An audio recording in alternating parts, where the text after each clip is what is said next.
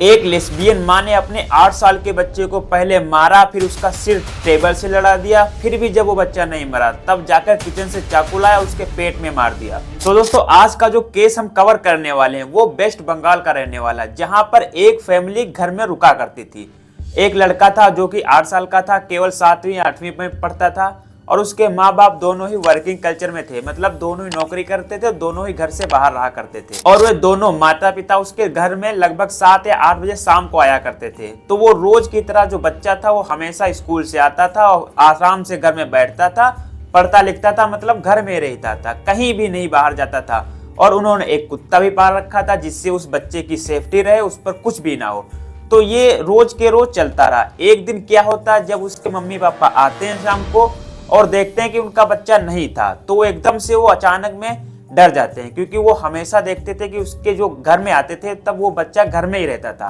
और जब उन्होंने एक दिन देखा कि शाम हो गई है, 7 या 8 9 बज गए करीब और मेरा बच्चा घर में नहीं है, तब वो डर गए और घर में ही इधर उधर बच्चे को ढूंढने लगे। एक जगह पर उनको थोड़ा सा ब्लड दिखाई दिया, तब वो और ज्यादा डर गए।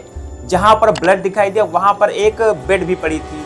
जब उसके पिता ने बेड के नीचे देखा तब देखा कि उसकी बॉडी पड़ी हुई, वो भी मरी हुई। जब ये सब देखा तो उसके पिता दौड़ते तुरंत बाहर गए और देखा कि यहाँ पर कोई मतलब फोर्सफुली अंदर भी नहीं आया हुआ दिख रहा है, दरवाजे भी नहीं टूटे दिख रहे हैं। और जब गांव वालों से पूछा, जो आस पड़ोस में रहते थे उनसे पूछा, तब उन्होंने कहा नहीं नहीं, ऐसा तो कोई इंसान नहीं आया जो हमसे मतलब अनजान हो या किसी ने देखा नहीं हो, ऐसा तो हुआ नहीं है, कोई भी नहीं आया। और जो आपका डॉगी था वो भी आज हमें भौंकते नजर नहीं आया, बिल्कुल शांत बैठा हुआ था, कुछ भी नहीं हुआ।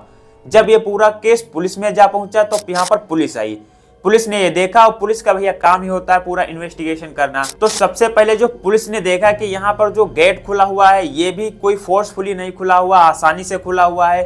उसके बाद में कुत्ता भी नहीं भौंका और उसके बाद में जो सबसे बड़ी बात थी कि वहां पर ऐसा कोई नहीं लग रहा था कि अजनबी आया हुआ, ऐसा वहां पर प्रतीत हो रहा था कि यहाँ पर कोई अपना ही आया हुआ, क्योंकि अजनबी आता, चोर आता तो वहां का सामान भी चुराया हुआ होता और वहां पर तोड़फोड़ मची होती, लेकिन ऐसा कुछ नहीं था। फिर पुलिस के दिमाग में आता है कि यहाँ पर लोकल में सीसीटीवी कैमरे भी लगे हुए हैं, चलिए क्यों ना कैमरे को चेक कर लिया जाए।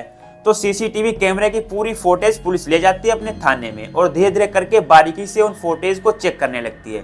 तब उनको उस फुटेज में ये नजर आता है कि एक लेडीज जो मास्क लगाए हुए जा रही है पहले कैमरे में। फिर उन्होंने दूसरा जब कैमरा चेक किया तो उस दूसरे कैमरे से साफ हो गया कि जो लेडीज थी वो उसी के घर में, मतलब उस बच्चे के ही घर में गई है। और सबसे बड़ी बात, जब वो लेडीज घर में जा रही थी तब वो कुत्ता भी नहीं भौंक रहा था। तो पुलिस को ये शक हुआ कि ये कोई अपना ही लग रहा है मुझे। तब उस पुलिस ने क्या किया, जो फोटेज थी वो उसके पिता को दिखाई, मतलब श्रेयांशु जो था उसके पिता को ये फोटेज दिखाई गई। तब उसके पिता ने झट से, मतलब 2 सेकंड भी नहीं लगे, उन्होंने सकर लिया कि ये मेरी वाइफ जो है शांता, उसकी जो सहेली है इशरत वो है। अब पुलिस ने शांता शर्मा और इशरत दोनों को ही पुलिस थाने में बुलाया और उनसे पूछताछ करना शुरू कर दिया। पहले तो वो कुछ भी नहीं कर रहे थे, लेकिन उसके बाद में पुलिस ने थोड़ा फोर्सफुली पूछना शुरू किया। तब जो शांता थी उसने पूरी अपना क्राइम कबूल कर लिया। वो क्राइम कबूल करने के बाद दोस्तों जैसे आप सुनेंगे आपके पैरों तले जमीन खिसक जाएगी। शांता शर्मा कहती हैं, मैं और मेरी सहेली इशरत, हम दोनों के बीच में लेस्बियन संबंध थे, मतलब समलैंगिक संबंध थे और हम दोनों एक दूसरे से काफी ज्यादा प्यार करते थे। तो हम लोगों की ये जो क्रियाकलाप चलता था ये मेरे पति को पता था, लेकिन मेरे बच्चे को नहीं पता था। लेकिन एक दिन क्या हुआ, बच्चा स्कूल से जल्दी आ गया और दरवाजा भी खुला था और हम दोनों लोगों को मतलब इस अवस्था में देख लिया। तब उन लोगों को काफी ज्यादा डिप्रेशन सा महसूस होने लगा हर रोज कि ये बच्चा आगे चलकर किसी को बता ना दे, मेरी इज्जत का सवाल है, ये वो करके उनके दिमाग में नई नई कहानी, नई नई घटनाएं साबित होने लगी।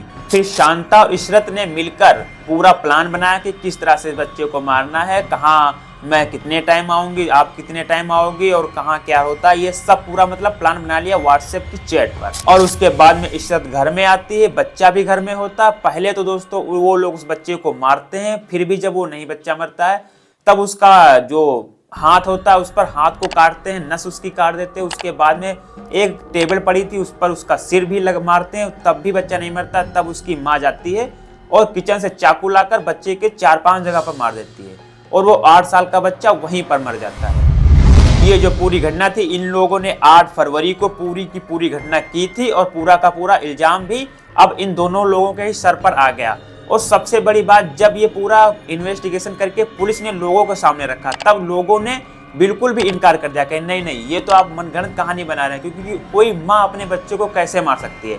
फिर जब सीसीटीवी फुटेज दिखाई गई, उसके बाद में जब उनकी वीडियो कॉल भी दिखाई गई, चैट दिखाई गई, कॉल को जो मतलब रिकॉर्ड हुई थी वो भी साइबर कैफे से निकलवा कर दिखाई गई, ये सब जब पूरा डॉक्यूमेंट्स पूरा वेरिफिकेशन करके लोगों के सामने लाया गया, तब लोगों ने माना कि हाँ, ये कोई माँ भी अपने बच्चे के साथ ऐसा कर सकती है कि अपने ही बच्चे को, अपने ही 8 साल के सगे बच्चे को ऐसी चीजों के लिए मार भी सकती है, वो भी जिंदा मार सकती है। तो दोस्तों ये थी आज की क्राइम स्टोरी। आपको क्राइम स्टोरी कैसी लगी, या कैसी क्या लगी भैया? सबसे घटिया क्राइम स्टोरी शायद होगी, और ऐसी क्राइम स्टोरी हमारे भारत में होती हैं जिसका आप सोच भी नहीं सकते। तो लाइक और सब्सक्राइब जरूर कर लेना, क्योंकि मैं आपके लिए नई नई ऐसे ही क्राइम स्टोरी वीडियोस लाता रहूँगा और आपको बताता रहूँगा क्या क्या अपने भारत देश में हुआ, जो जिस चीज़ से आप लोग अनजान हैं। Thank you for watching. जय हिंद।